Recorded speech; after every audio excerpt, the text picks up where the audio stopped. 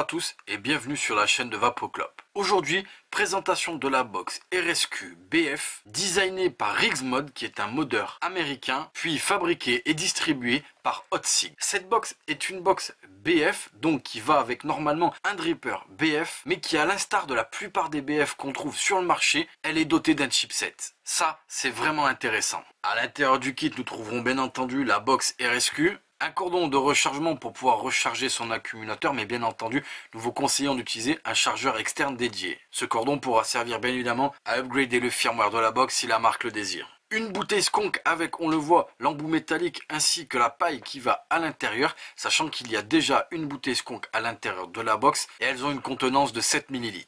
Et pour finir, un manuel d'utilisation. Au niveau de la box, elle mesure une hauteur approximative de 79 mm pour une largeur de 48 mm pour un diamètre ici au plus large de 25 mm.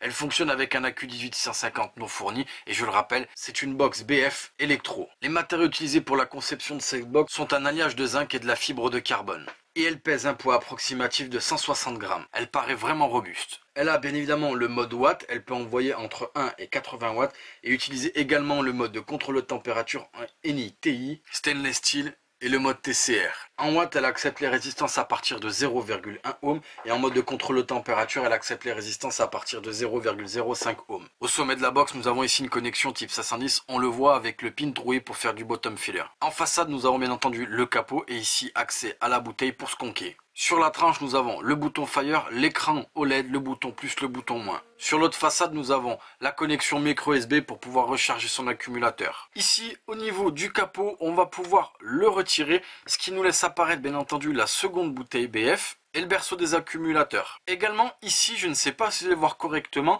si je viens tirer la bouteille, on le voit, il y a une petite encoche, c'est une LED. On va voir à quoi elle nous sert juste après. Ici, je vais donc prendre un accumulateur que je viens mettre dans le bon sens et comme on peut le voir, la box démarre. Ici, box allumée, j'ai un témoin de charge de ma batterie. Ici, j'ai la valeur de la résistance, présentement 0 parce qu'il n'y a pas d'atomiseur bien entendu monté sur la box. J'ai les volts qui vont dépendre des watts demandés par rapport à la résistance, le nombre de puffs.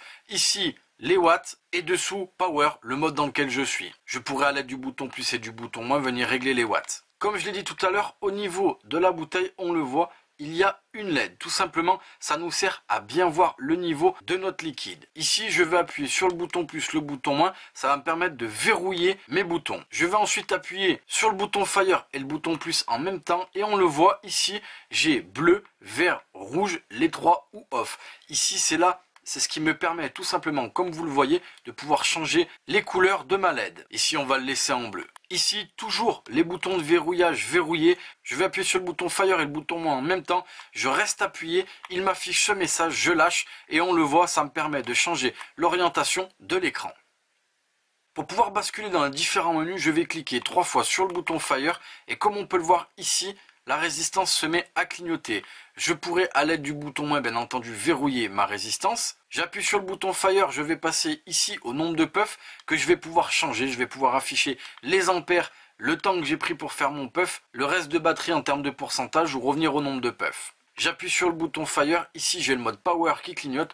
Je vais pouvoir ici changer, passer en contrôle de température. Ici je rappuie sur le bouton Fire et une fois que j'appuie sur le bouton Fire, on le voit, j'ai NI, TCR, SS, ici je reste en stainless steel, je vais pouvoir bien entendu verrouiller la résistance et ici régler les watts de départ. Ensuite j'attends que ça arrête de clignoter et je vais pouvoir maintenant régler la température. Ici je peux basculer également sur le mode bypass. Bien évidemment cette box a toutes les protections qu'on attend d'une box à nos jours, protection contre les courts-circuits, décharge excessive, bref elle a tout ce qu'il faut. Voilà en ce qui concerne les manipulations de la box RSQ. Vous l'aurez compris, il n'y aura pas de test proprement dit, elle n'est pas vendue avec un atomiseur BF et c'est pas ce qui nous intéresse. Ce qui nous intéresse c'est la box. Qu'est-ce qu'on peut en dire? Pour le coup, bonne innovation de la part de Rigsmod et de Hotsig. Pourquoi? Comme je l'ai dit, de nombreuses box BF sont sans électro. Donc beaucoup aiment cette vape, mais effectivement, une partie des gens maintenant commencent à avoir envie d'avoir un chipset d'une pour la sécurité et de deux pour que la vape soit constante de A à Z. Car bien évidemment, avec une box mécanique, plus on va utiliser l'accumulateur, plus l'énergie va être vidée et moins ce sera puissant. Là, ça permet d'avoir la même puissance du début à la fin. De plus, elle est vraiment robuste et un des points sympathiques, c'est cette LED. Beaucoup pensent que c'est un gadget, mais je vous assure que pour voir son niveau de liquide, c'est vraiment intéressant. Elle est bien finie, elle est faite avec de la fibre de carbone, elle est vraiment très robuste. Pour le coup, quelqu'un qui commence le BF avec ce genre de box, avec des box sur lesquelles on peut se conquer, clairement, nous le recommandons de commencer avec cette box. Pourquoi? Je l'ai dit, le système électronique qui vous permet d'utiliser ce genre de matériel en toute sécurité. Voilà, ce sera tout pour la présentation de la box RSQ de RigMod en partenariat avec Hotsig et nous vous remercions d'avoir laissé cette vidéo sur la chaîne de Vapoclop.